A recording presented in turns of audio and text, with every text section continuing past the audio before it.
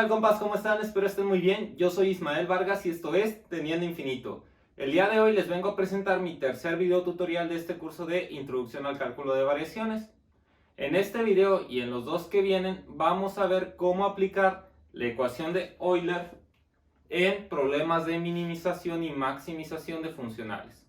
Si nosotros recordamos brevemente la clase anterior, nosotros vimos que las funciones que minimizan y maximizan a mi funcional son funciones que sí o sí, de a huevo, deben de cumplir con la ecuación de Euler, sí o sí. Si no cumplen con la ecuación de Euler, entonces no son funciones que minimizan o maximizan el funcional.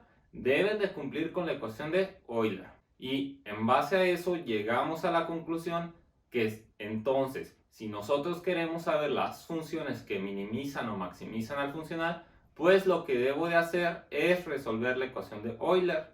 Entonces, en esta serie de ejemplos lo que vamos a estar haciendo es ver cómo se hace dicho procedimiento. Antes de entrar en el primer problema, cabe destacar que la metodología que vamos a seguir para estos videos se puede dividir en tres pasos a grandes rasgos.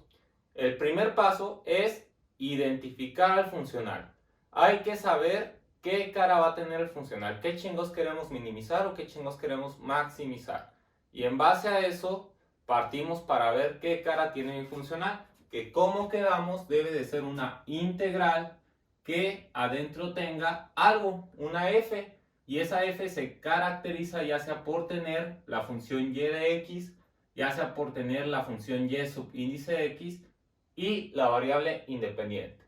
Una vez que encontremos una integral con dichas características, pues ese va a ser nuestro funcional en el problema. La segunda cosa que debemos de hacer después de haber identificado nuestro funcional, el segundo paso es plantear la ecuación de Euler. ¿A qué me refiero con esto?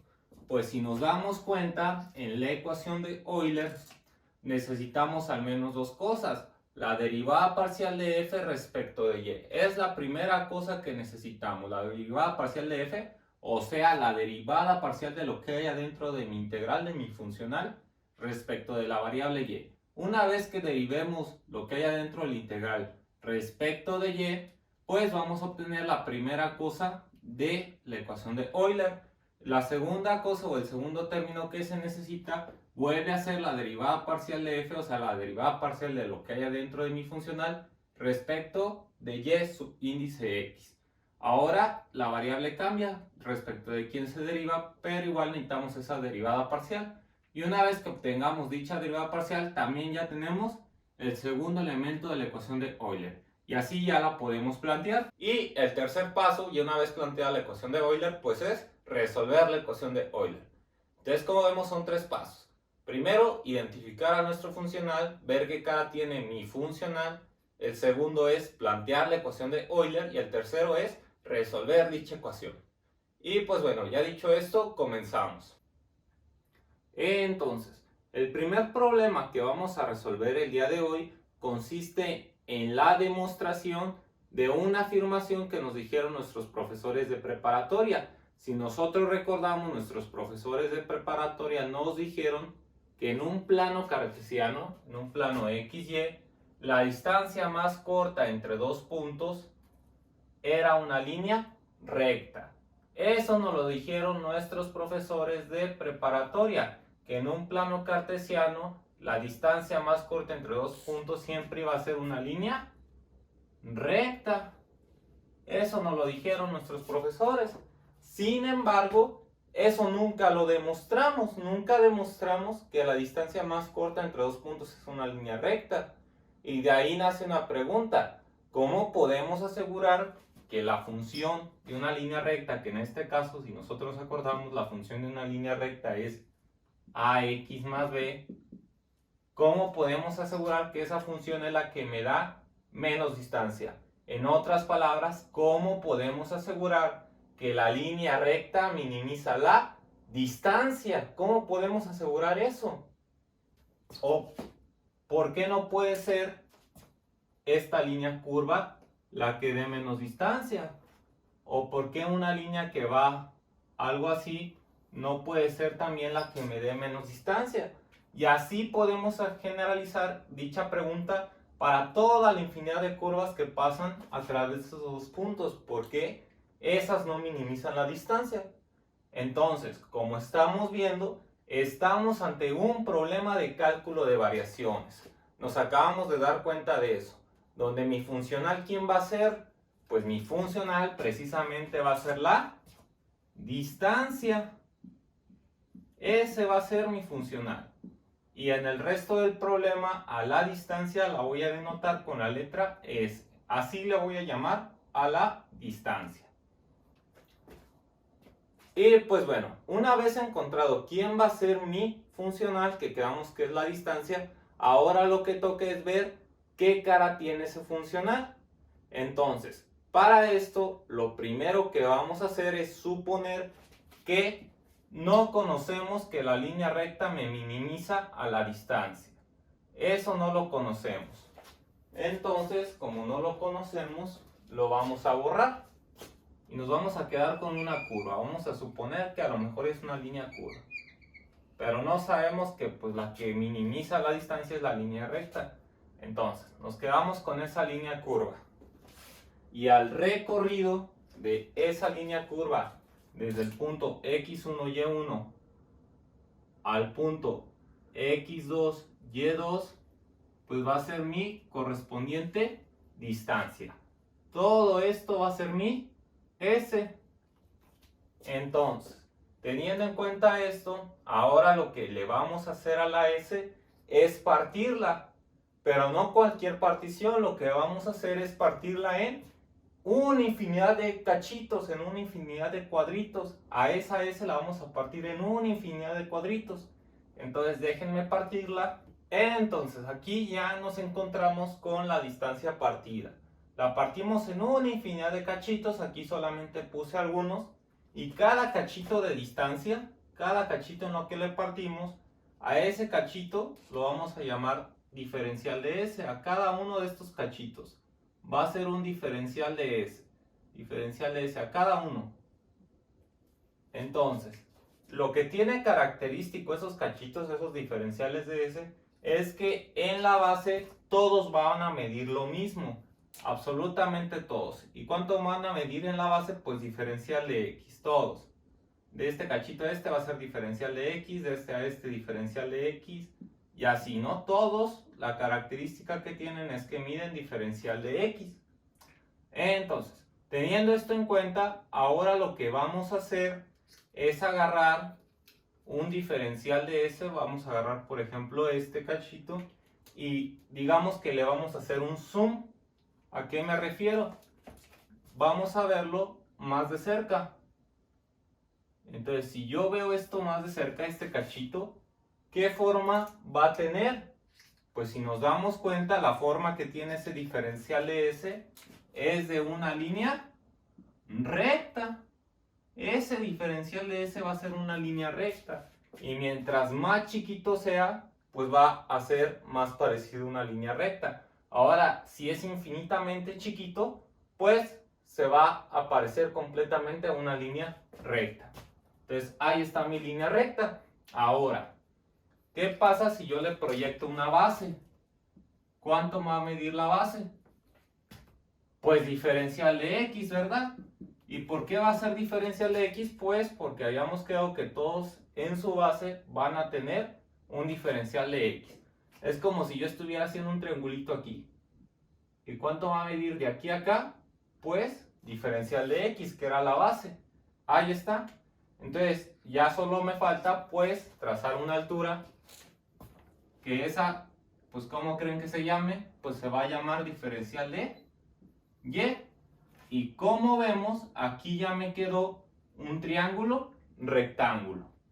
¿Y para qué me sirve un triángulo rectángulo? Pues precisamente para saber cuánto mide el diferencial de S. Porque yo puedo saber cuánto mide el diferencial de S en función al teorema de Pitágoras. Porque yo sé que el teorema de Pitágoras lo que me va a decir es que el diferencial de S al cuadrado va a ser igual al diferencial de X al cuadrado más el diferencial de Y al cuadrado. Y de este modo yo puedo saber cuánto vale el diferencial de S, cuánto vale cada uno de los cachitos. Aquí ahora lo que vamos a hacer es un ligero trabajo algebraico a esta expresión. Voy a pasar este cuadrado en forma de raíz cuadrada y voy a tener que el diferencial de s va a ser igual a la raíz del diferencial de x cuadrada más el diferencial de y al cuadrado.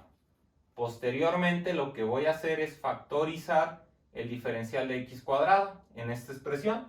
Si yo intento factorizar esto, ¿cómo me va a quedar? Pues me va a quedar el diferencial de s igual a la raíz de 1 más el diferencial de y al cuadrado sobre el diferencial de x al cuadrado.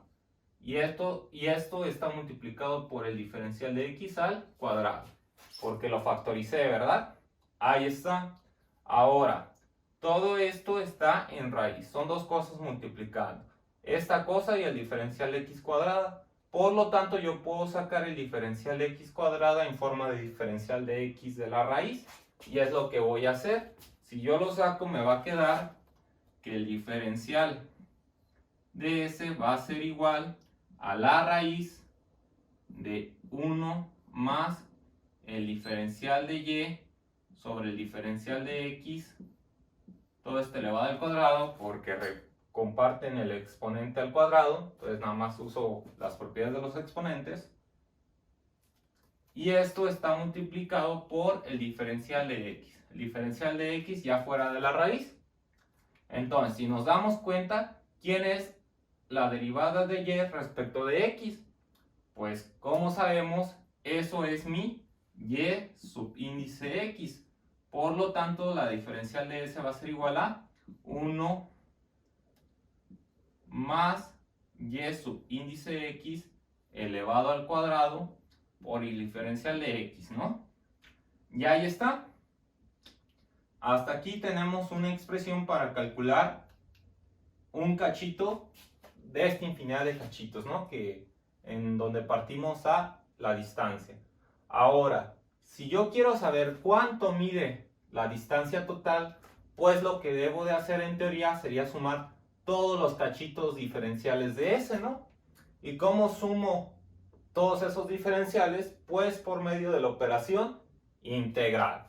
Entonces voy a llegar a la conclusión de que la distancia total va a ser igual a la integral, o sea, la suma de todos los diferenciales de S de x1 a x2, y esto a la vez pues va a ser igual a ¿qué? Pues a la integral de x1 a x2 de la raíz de 1 más y subíndice x al cuadrado por el diferencial de x. Y ahí está. A esto era lo que quería llegar, porque como vemos es una expresión que tiene forma de integral y adentro contiene a la derivada de y respecto de x y está integrándose respecto a la variable independiente. Y por lo tanto, ¿eso quién es? Pues es mi funcional. Ya llegamos a la cara que tiene mi funcional en este problema. Mi funcional distancia tiene cara de esta integral. Y por lo tanto, aquí ya hicimos el paso 1 de la metodología que les expliqué al inicio. Ahora, ¿cuál sigue? Pues el planteamiento de la ecuación de Euler. Entonces, continuando con esto, vamos con el paso 2, que era plantear la ecuación de Euler. Como quedamos, nuestro funcional distancia pues va a tener esta cara. Entonces, primero hay que identificar quién es mi f. Que como quedamos, f era lo que estaba dentro de mi integral, o sea, esto. Entonces, f, por lo tanto, pues va a ser igual a la raíz de 1 más y subíndice x al cuadrado. Una vez identificado f, pues sacamos los ingredientes de la ecuación de Euler. El primer ingrediente, ¿cuál es? Pues la derivada parcial de f respecto de y. Entonces hacemos esa derivada. La derivada parcial de f respecto de y, pues va a ser igual a la derivada parcial respecto de y de esta cosa, ¿no? La raíz de 1 más y subíndice x al cuadrado. Pero como vemos, esta expresión no tiene explícitamente a la función y, tiene a y subíndice x, pero no tiene a y. Por lo tanto, ¿cuánto vale esta derivada parcial? Pues 0.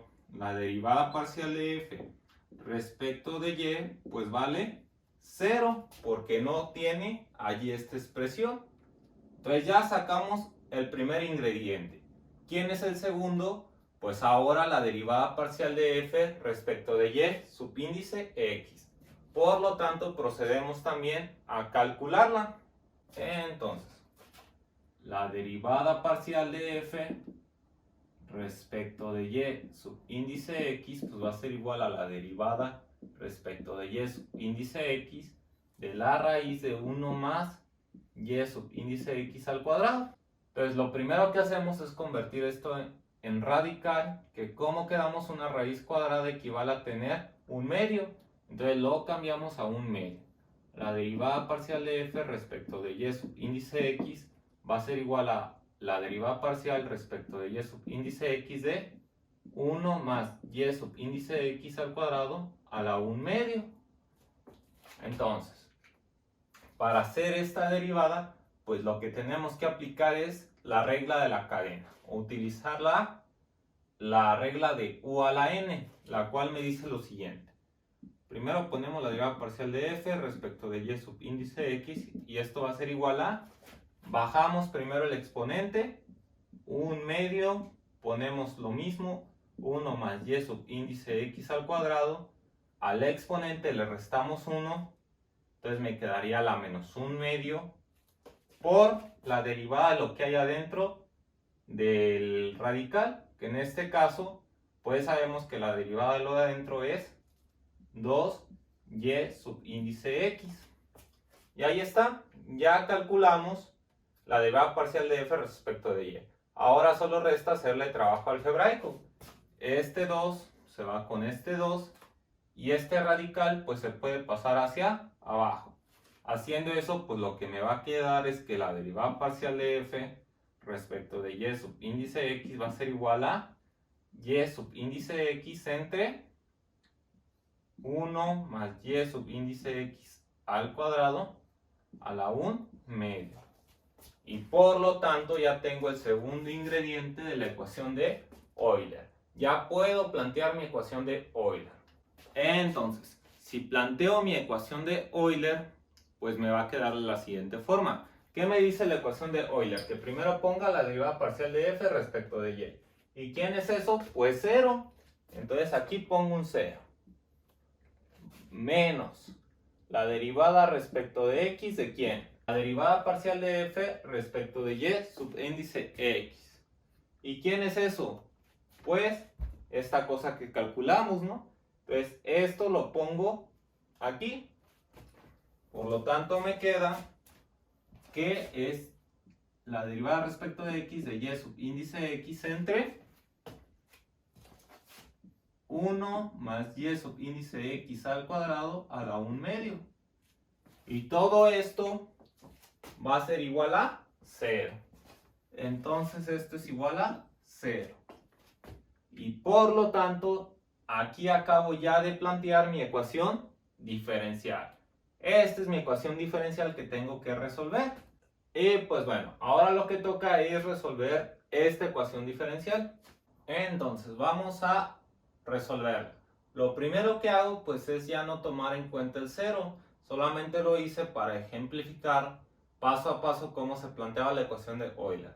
Por lo tanto, lo único que me va a quedar es menos la derivada respecto de x de y subíndice x entre 1 más y subíndice x al cuadrado a la 1 medio. Y esto va a ser igual a 0. Ahí está. Entonces, después puedo multiplicar por menos los dos lados de la ecuación. Entonces, menos por menos me da más y menos 1 por 0 pues sigue siendo 0.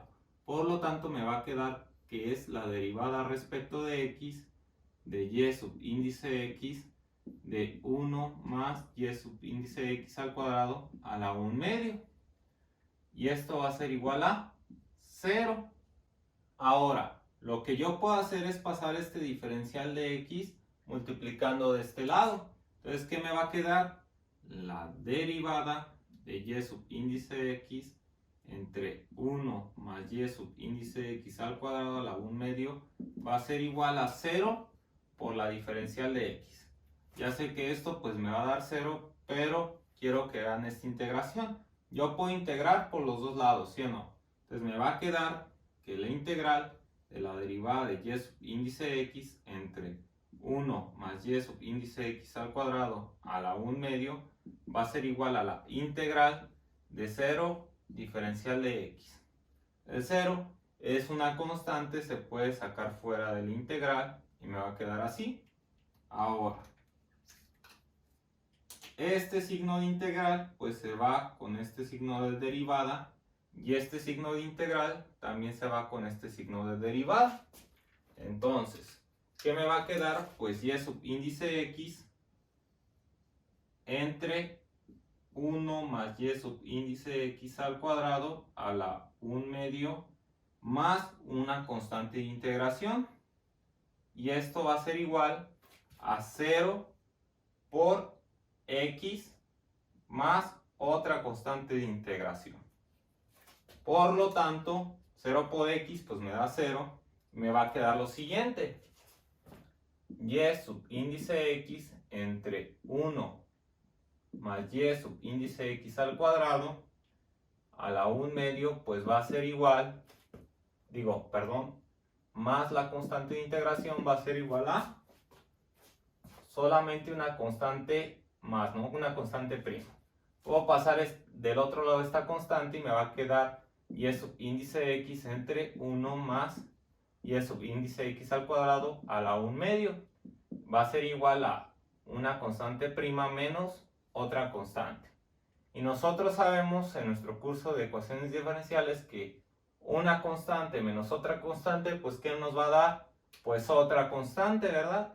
Por lo tanto, y subíndice de x entre 1 más y subíndice de x al cuadrado a la 1 medio, pues va a ser igual a una constante, que la vamos a llamarla D. Ahí está. Entonces ya me quedó esto. Ahora, aquí nos estamos dando cuenta de algo. Que sea el valor que sea que tome y subíndice de x de este lado, al final siempre me va a dar el mismo valor porque va a ser una constante. Siempre va a dar lo mismo. No importa el valor de y subíndice de x, es lo que me está diciendo esta expresión. Por lo tanto, si se cumple eso de que siempre te da lo mismo, ¿eso qué quiere decir? Pues que también y subíndice de x pues debe ser constante para que no cambie. Entonces, si no cambia, pues siempre te va a dar lo mismo. Ahora, si no alcanzas a visualizar esto que te estoy diciendo, vamos a demostrarlo analíticamente que la derivada de y respecto de x es una constante. ¿Y cómo vamos a hacer esto? Entonces, si no entendiste esto de que y subíndice de x es una constante, no te preocupes, vamos a demostrarlo matemáticamente. Tranquilo, tampoco lo entendí a la primera. Vamos a hacerlo enseguida. ¿Y cómo vamos a hacer esto? Pues lo primero que vamos a hacer es pasar esto de abajo a este lado multiplicando. Vamos a pasarlo. ¿Qué me va a quedar?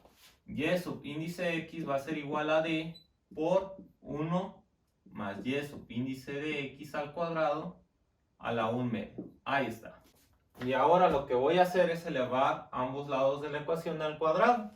Por lo tanto, esto me va a quedar que y subíndice de x al cuadrado va a ser igual a d al cuadrado por 1 más y subíndice de x al cuadrado. Y hasta ahí. Porque la raíz se va con el cuadrado. Ahí está. Ahora voy a hacer el producto de d cuadrada por este binomio. ¿Qué me va a quedar? Y subíndice de x al cuadrado va a ser igual a d cuadrada más d cuadrada por y subíndice de x al cuadrado. D cuadrado por 1, pues d cuadrada, y d cuadrado por y subíndice de x al cuadrado, pues es d cuadrada por y subíndice de x al cuadrado. Muy bien.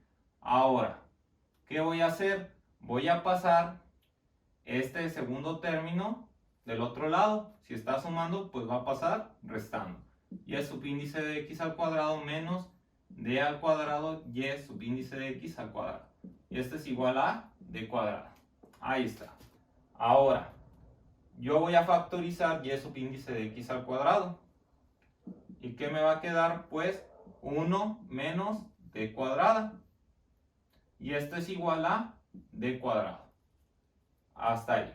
Ahora, ¿qué puedo hacer? Pues puedo pasar esto dividiendo. ¿Y qué me va a quedar? Pues me va a quedar que es y subíndice de x al cuadrado va a ser igual a d cuadrada entre 1 menos d cuadrada. Y al final, ¿qué es lo único que me estorba de y subíndice de x? Pues el cuadrado. ¿Cómo lo paso del otro lado? Pues sacándole raíz cuadrada. Llego a la conclusión que y subíndice de x va a ser igual a la raíz de 1, digo de d cuadrada, perdón, entre 1 menos d cuadrada. Este d cuadrada se puede sacar de la raíz y lo que me quedó fue que y subíndice de x va a ser igual a b entre la raíz de 1 menos d cuadrada. Y ahí está. Y esto, al fin y al cabo, va a ser una constante. ¿Por qué? 1 es una constante. Una constante menos una constante, quedamos que es otra constante. Entonces esto va a ser igual a la raíz de una constante, de prima. Y la raíz de una constante, sabemos de ecuaciones diferenciales que es otra constante. Entonces y subíndice de x va a ser igual a d entre d b'. Y una constante entre otra constante, ¿a qué va a ser igual? Pues a otra constante. Entonces y subíndice de x va a ser igual a, así le vamos a llamar a esa constante. Y en esta serie de pasos demostramos que y subíndice de x pues es una constante. Aún así, también por lógica, aquí luego se ve que si esto nunca cambia, pues obviamente tampoco y subíndice de x va a cambiar. Y por lo tanto, y subíndice de x va a ser una constante. Sin embargo, si no lo ves, pues aquí está un procedimiento más analítico para que veas que al fin y al cabo es una constante. Y ahí está, llegamos a esta ecuación. Llegamos a lo mismo. Que al final, si nosotros recordamos quién es y subíndice de x, pues es la derivada de y respecto de x es igual a. Entonces, ahora puedo pasar el diferencial de x multiplicando y me va a quedar que la derivada de y es igual a por la diferencial de x. Ahora lo que voy a hacer va a ser integrar de ambos lados. Para esto pues me voy a permitir ya borrar esta parte. Y como quedamos a estas partes, a estos dos lados, lo que les voy a hacer va a ser integrarlos. Entonces los integro. Diferencial de y es igual a la integral de a diferencial de x. Como a es una constante, pues se puede sacar de la integral y me va a quedar a integral diferencial de x. Y pues integramos. El signo de integral se va con el signo de derivada y este también igual, el signo de integral se va con el signo de derivada. Entonces me va a quedar y más una constante de integración que la voy a llamar c es igual a x más otra constante de integración. Paso esta constante restando, me va a quedar que y es igual a x más c' menos c. Una constante menos una constante es otra constante. Y esa constante que me salió la voy a llamar b. Recordemos que pues, le podemos dar cualquier nombre. No alteren sí, siguen siendo constantes, entonces ya le llamo b. Ya esto era lo que yo quería llegar. ¿A qué llegué? Pues y es igual a ax más b. Esto pues es la ecuación de la recta. Esta es la ecuación de la recta. Al momento de resolver la ecuación diferencial de Euler, la solución de esa ecuación diferencial es la ecuación de la recta. Entonces, la función que me arrojó como solución, la que me minimizaba al funcional distancia, es una línea recta. Esa es la función que me minimiza a mi funcional distancia en un plano cartesiano. Entonces, como ustedes se han de haber dado cuenta, acabamos de resolver la ecuación diferencial de Euler. Y el resultado que nos dio es que la función que me minimiza a mi funcional, pues tiene cara de línea recta. ¿Y a qué funcional me está minimizando? Pues precisamente a mi funcional distancia. Por lo tanto, la cara de la función que minimiza mi funcional, pues es la línea recta. Y así acabamos de demostrar que la distancia más corta entre dos puntos tiene cara de línea recta, porque es la que me minimiza mi funcional distancia. Pues bueno, espero y le hayas entendido a este business que acabamos de hacer. Este fue nuestro primer ejercicio. En este ejercicio, ¿cómo quedamos? Lo que hicimos fue plantear nuestro funcional, que era el funcional distancia. Planteamos la ecuación de Euler, resolvimos esa ecuación diferencial y obtuvimos la función que minimizaba a mi funcional, que tiene cara la función de línea recta. Por lo tanto, acabamos de demostrar que la distancia más corta entre dos puntos en un plano cartesiano es una línea recta. Y ahora sí, la respuesta que ustedes estaban esperando. ¿Qué pasaría si Bad Bunny se equivocara y el mundo no fuera redondo, sino plano? Pues, como acabamos de ver, una consecuencia de que el mundo sea plano es que la distancia más corta entre dos puntos sería una línea recta. Eso nos hace pensar que si yo quiero ir de un país A a un país B, pues si el mundo fuera plano, lo único que tendría que hacer es irme en línea recta. Sin embargo, como sabemos, el mundo no es plano, es redondo. Y como estamos en un espacio esférico, la distancia más corta entre dos puntos no es una línea recta, sino son unas curvas muy especiales que se llaman geodésicas. Y algo que va en contra de la intuición es que precisamente si tú te vas a través de esa curva llamada geodésica, vas a llegar más rápido que si tú fueras recto, porque no estás en un espacio plano, estás en un espacio curvo. Y eso se ha comprobado a lo largo del tiempo en los viajes, por ejemplo, de aviones.